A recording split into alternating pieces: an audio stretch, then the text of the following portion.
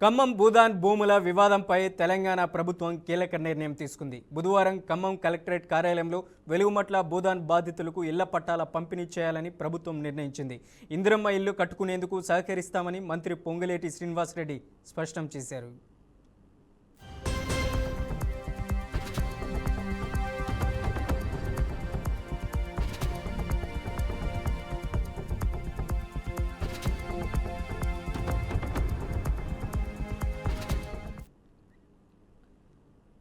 ఎన్నికల సమయంలో రాహుల్ గాంధీ ఇచ్చిన హామీని సైతం విస్మరించారని మాజీ మంత్రి కేటీఆర్ అన్నారు. కాంగ్రెస్ అధికారంలోకి వచ్చిన ఏడాదిలోని 6 గ్యారెంటీలకు చట్టబద్ధత కల్పిస్తామని చెప్పినప్పటికీ అవి చేయలేదని ఫైర్ అయ్యారు. 6 గ్యారెంటీల విషయంలో ప్రభుత్వాన్ని ప్రశ్నిస్తామన్నారు. గ్యారెంటీలకు చట్టబద్ధతపై ప్రైవేట్ బిల్లు పెడతామని మాజీ మంత్రి కేటీఆర్ చెప్పారు. మొట్టమొదటి కేబినెట్ సమావేశంలోనే ప్రభుత్వం ఏర్పడ్డ తర్వాత మేము 6 గ్యారెంటీలకు చట్టబద్ధత కల్పిస్తాము, వెంటనే చేస్తామన్నారు. మరి 2.5 ఏళ్లు కావస్తా ఉంది. చట్టబద్ధత అనేది ఎప్పుడో చుట్టబండలు అయిపోయింది. అందుకే మేము పార్టీగా నిర్ణయం తీసుకున్నాం. ఒక ప్రైవేట్ మెంబర్ బిల్లును 6 గ్యారెంటీల అమలును డిమాండ్ చేస్తూ రాష్ట్ర ప్రజల పక్షాన 2500 రూపాయలు ఎప్పుడొస్తాయా అని ఎదురు చూస్తున్నా మహాలక్ష్ములు మా ఆడబిడ్డల పక్షాన 1,67,00,000 మంది 18 ఏళ్లు నిండిన ఆడబిడ్డలు వారందరి తరపున మేము ప్రైవేట్ మెంబర్ బిల్లు ప్రవేశపెడతా ఉన్నాం. 4,000 పెన్షన్ ఎప్పుడొస్తుందా అని ఎదురు చూస్తున్న 46 లక్షల మంది వృద్ధులు, వితంతువులు, నేతన్నలు, గీతన్నలు వారందరి తరపున, బీడీ కార్మికులు, ఒంటరి మహిళలు వారందరి తరపున 46 లక్షల మంది తరపున ఈ ప్రైవేట్ మెంబర్ బిల్లు పెడుతున్నాం. తప్పకుండా ప్రభుత్వం మద్దతు ఇవ్వాలని చెప్పి డిమాండ్ చేస్తా ఉన్నాం. అట్లాగే వారు చెప్పారు దివ్యాంగుల విషయంలో 6,000 పెన్షన్ ఇస్తామని చెప్పారు. మరి లక్షలాది మంది దివ్యాంగులు, రాష్ట్ర వ్యాప్తంగా ఉన్న లక్షలాది మంది దివ్యాంగుల తరపున మరి ఈ ప్రైవేట్ మెంబర్ బిల్లు పెడతా ఉన్నాం. 6 గ్యారెంటీలకు చట్టబద్ధత కల్పించాలని అసెంబ్లీలో మరి ప్రజలకిచ్చిన వాగ్దానాలను గాలి కొదిలేసి గాలి మాటలు, కాలక్షేపం కబుర్లతో కాలక్షేపం చేయాలనుకుంటున్న ప్రభుత్వాన్ని నిలదీయడానికే ఇవాళ బీఆర్ఎస్ సైన్యం ఈ ఓరియంటేషన్ సెషన్ పెట్టుకున్నది. తెలంగాణ నూతన గవర్నర్ శివప్రతాప్ శుక్లా రాష్ట్రానికి చేరుకున్నారు. కేంద్ర ప్రభుత్వం నూతన గవర్నర్లను నియమించడంతో శివప్రతాప్ శుక్లా హైదరాబాద్కు వచ్చారు. సీఎం రేవంత్ రెడ్డి, మంత్రి శ్రీధర్ బాబు కొత్త గవర్నర్కు స్వాగతం పలికారు. బుధవారం తెలంగాణ గవర్నర్గా ఆయన ప్రమాణ స్వీకారం చేయనున్నట్లు సమాచారం.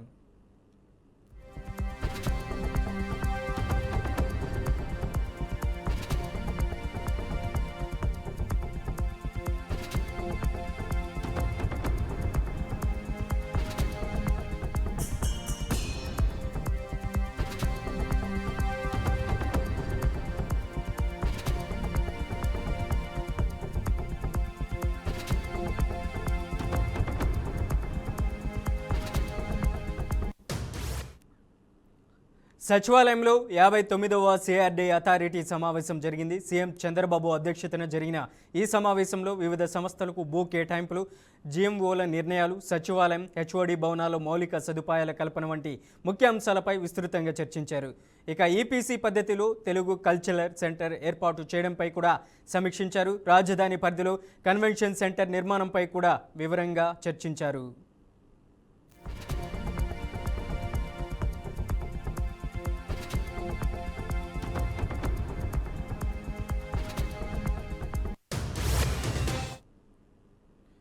పరకామణిలో చోరీ చేసిన నిందితుడిపై పోలీసులు ఎందుకు కేసు నమోదు చేయలేదని టీటీడీ మాజీ చైర్మన్ భూమన కరుణాకర్ రెడ్డి ప్రశ్నించారు. కేసు నమోదు చేయడంలో ఎందుకు కాలయాపన చేశారని ప్రశ్నించారు.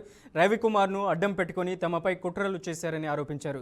24 సార్లు బంగారం చోరీ చేసిన పెంచలయ్యపై ఒక కేసు మాత్రమే ఎందుకు పెట్టారని నిలదీశారు భూమన కరుణాకర్ రెడ్డి. 24 సార్లు దొంగతనం చేశాడు, ఆయన బినామీలు ఎవరు అన్నదాని జోలికి వెళ్లలేదు. అదే రవికుమార్ బినామీలు ఎవరు ఏంటి అన్నదాని మీద 1.5 సంవత్సరాలు సుదీర్ఘమైనటువంటి చర్చ, విచారణ జరుగుతూనే ఉన్నది. టీటీడీ విజిలెన్స్ ఎంక్వైరీ జరిగింది. ఆ తర్వాత కోర్టు ద్వారా సిఐడి, ఏసీబీ విచారణ జరిగింది. మళ్లీ ఈ రోజున ఆ అధికారుల మీద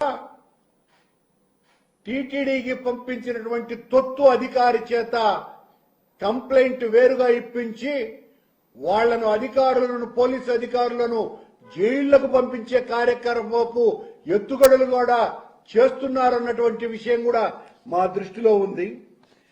భక్తులు శ్రీవారికి నిలువు దోపిడీ ఇస్తారు. శ్రీవారినే నిలువు దోపిడీ చేసే కొలువు దోపిడీ ఇక్కడ నడుస్తున్నది. నెయ్యి విషయంలో నిందలు వేసి శ్రీవారి ఆగ్రహానికి గురైన చంద్రబాబు గారికి ఇదిగో ఇప్పుడు జరిగేటువంటి ఈ సంఘటనలన్నీ కూడా ముందు నొయ్యి వెనుక గొయ్యిలాగా తయారయ్యింది. అపచారాలకు పాల్పడే వారికి గ్రహచారం చుట్టుకుంటుందంట. అందుకు ఇదే ఉదాహరణ. భగవద్గీతనే అవమానించి ఆఖరి గీతను కూడా దాటేశారు. రాజగోపాల్ నాయుడు హయాంలో రాజపాపాలు జరుగుతాయి. చంద్రబాబు ప్రభుత్వ హయాంలో ఏడుకొండలవాడికి జరుగుతున్న అన్యాయంపై పట్టించుకోకపోవడం దుర్మార్గమని వైసీపీ మాజీ మంత్రి కాకాని గోవర్ధన్ రెడ్డి అన్నారు.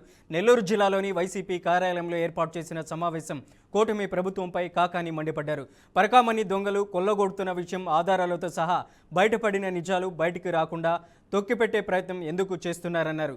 వెంకటేశ్వర స్వామికి కానుకలుగా సమర్పించే బంగారం, వెండి వస్తువులను దర్జాగా చోరీ చేస్తున్నారని కాకాని మండిపడ్డారు. పరాభవం ఈరోజు మసకబారేటువంటి పరిస్థితులు ఏర్పడ్డాయి కూటమి ప్రభుత్వం అధికారంలోకి వచ్చిన తర్వాత. ఇటీవల కాలంలో అనేక రకాలైనటువంటి వరుస సంఘటనలు చూస్తున్నాం. రాజకీయ వేదికగా తిరుమల తిరుపతి దేవస్థానాన్ని వాడుకోవడం, శ్రీవారి ప్రతిష్టకు భంగం కలిగేటువంటి విధంగా కూటమి ప్రభుత్వం సాక్షాత్తు ముఖ్యమంత్రిగా ఉన్నటువంటి చంద్రబాబు నాయుడు గారు వ్యవహరించడం, దాంతోపాటు రకరకాలైనటువంటి లేనిపోయినటువంటి ఆరోపణలు రాజకీయ పబ్బం గడుపుకోవడానికి సాక్షాత్తు ముఖ్యమంత్రి స్థాయిలో ఉండేటువంటి వ్యక్తి, ఉప ముఖ్యమంత్రి స్థాయిలో ఉండేటువంటి వ్యక్తులు చేయడం అనేటువంటిది ఇది నిజంగా దురదృష్టకరమైనటువంటి పరిణామం. ఇది భక్తులను కూడా కలిచివేసేటువంటి పరిస్థితి. అటువంటి నేపథ్యంలో జరిగినటువంటి వరుస సంఘటనలు మనం నెయ్యి విషయంలో చూసాం, ఉన్నటువంటి గోశాల విషయంలో చూసాం. అనేక రకాలైనటువంటి సంఘటనలు జరుగుతున్నటువంటి నేపథ్యంలో ఇటీవలే సాక్షాత్తు చైర్మన్గా ఉన్నటువంటి వ్యక్తి బిఆర్ నాయుడు గారి రాసలీలను కూడా మనం చూడడం జరిగింది. ఇవి చాలదన్నట్టు ఇప్పుడు మరలా ఏదైతే పరకామణికి సంబంధించినటువంటి దొంగతనం కేసు, చోరీ కేసు బయటపడడం జరిగింది. తిరుమల తిరుపతి పోలవరం సహా రాయలసీమ ఉత్తరాంధ్ర ప్రాజెక్టులను క్రమ పద్ధతిలో పూర్తి చేసేలా యాక్షన్ ప్లాన్ సిద్ధం చేసుకున్నట్లు జలవనరుల శాఖ మంత్రి నిమ్మల రామానాయుడు తెలిపారు.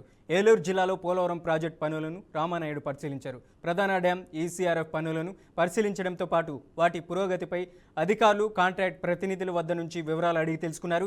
అలాగే గ్యాప్ 1 ప్రాంతాన్ని పరిశీలించారు. రాష్ట్ర ప్రభుత్వం ఇరిగేషన్ రంగానికి ఎప్పుడూ పెద్దపీట వేసి ప్రాజెక్టులను పూర్తి చేస్తుందని స్పష్టం చేశారు.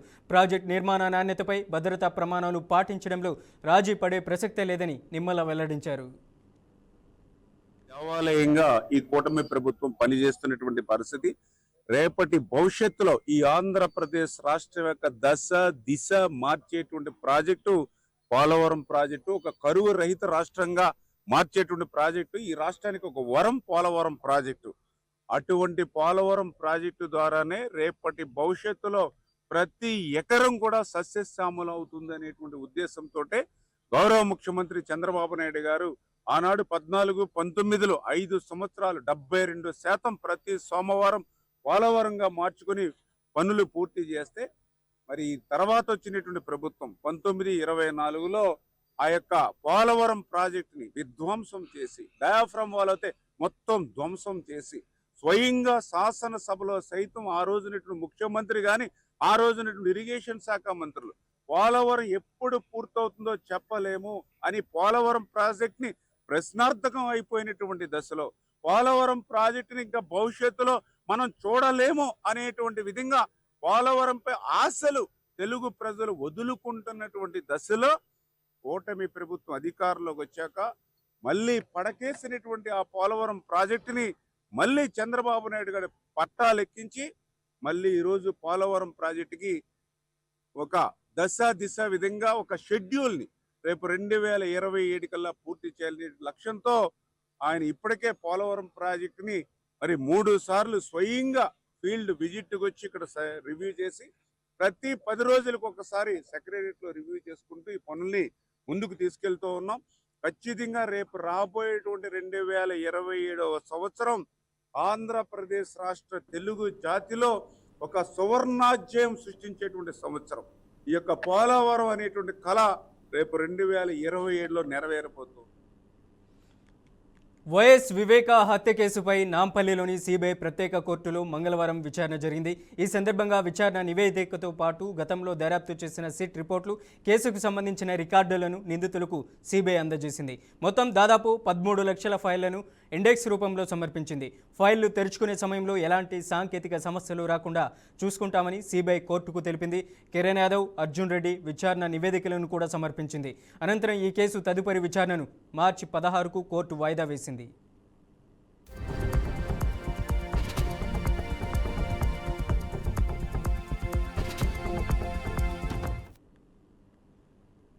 ఏపీ వ్యాప్తంగా మున్సిపల్ కార్యాలయాల్లో ఏసీబీ అధికారులు ఆకస్మికంగా దాడులు నిర్వహించారు. టౌన్ ప్లానింగ్ విభాగాల్లో అవకతవకలు జరుగుతున్నాయన్న ఫిర్యాదుల నేపథ్యంలో విశాఖ, గుంటూరు, కడప, అనంతపురం, శ్రీకాకుళం, ఏలూరు, తిరుపతి, నెల్లూరు ప్రాంతాల్లో సోదాలు చేపట్టారు. ఇక గాజువాక, పెందుర్తి జోనల్ కార్యాలయాలు కూడా ఏకకాలంలో దాడులు నిర్వహించి పలు రికార్డులను పరిశీలిస్తున్నారు. టౌన్ ప్లానింగ్ విభాగాల్లో అవకతవకలు జరుగుతున్నట్లు ఫిర్యాదులు అందడంతో ఏసీబీ అధికారులు రంగంలోకి దిగారు.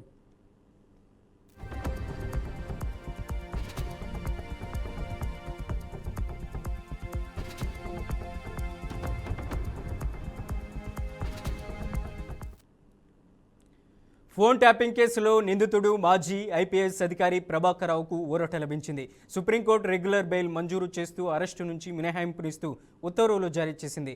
దర్యాప్తునకు మాత్రం సహకరించాల్సిందేనని ప్రభాకర్ రావును జస్టిస్ నాగరత్నతో కూడిన ధర్మాసనం ఆదేశించింది. సాక్ష్యాలు, ఆధారాలు ట్యాంపర్ చేసిన, సాక్షులను ప్రభావితం చేసిన ముందస్తు బెయిల్ రద్దవుతుందని స్పష్టం చేసింది. ఇక ట్రయల్ కోర్టు అనుమతి లేకుండా ఎక్కడికి వెళ్లకూడదని సూచించింది.